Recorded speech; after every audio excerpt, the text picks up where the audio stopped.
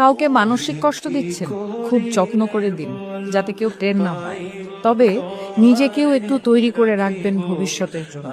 যে কষ্টগুলো কাউকে দিচ্ছেন, দুনিয়াতে তার পুরোটা না হলেও মিনিমাম 1/3 ভোগ তো করেই যেতে হবে আপনাকে। গোলাকার এই পৃথিবীতে আপনার দেয়া কষ্টগুলো ঘুরে ফিরে কিন্তু আপনার কাছে একদিন না একদিন ফেরত আসবে। আপনি নিজেই আত্ম অনুশোচনায় ভুগতে ভুগতে একটা সময় শেষ করে দেবেন নিজেকে, যা হয়তো আপনার সো কল্ড ইগোর জন্য ওই মানুষটার কাছে ক্ষমাও চাইতে পারবেন।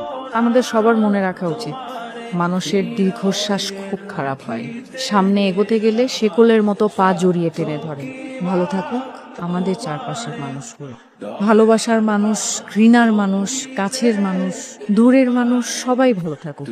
অভিশাপ না দিলেও রুহের হায় বলে একটা কথা আছে, যাকে রিভেঞ্জ অফ নেচার বলে, যেটা আমাদের বিশ্বাস করতেই হবে। প্রকৃতি কিছু ভোলে না, সময়ের ব্যবধান মাত্র।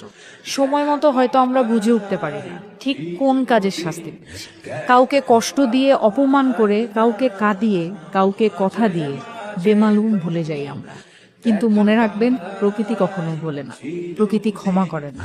প্রত্যেকটা মানুষ তার খারাপ কাজের শাস্তি কিছুটা হলেও এই দুনিয়াতে ভোগ করে, কদিন আগে কিংবা কদিন পরে, কিন্তু সে শাস্তি পাবেই।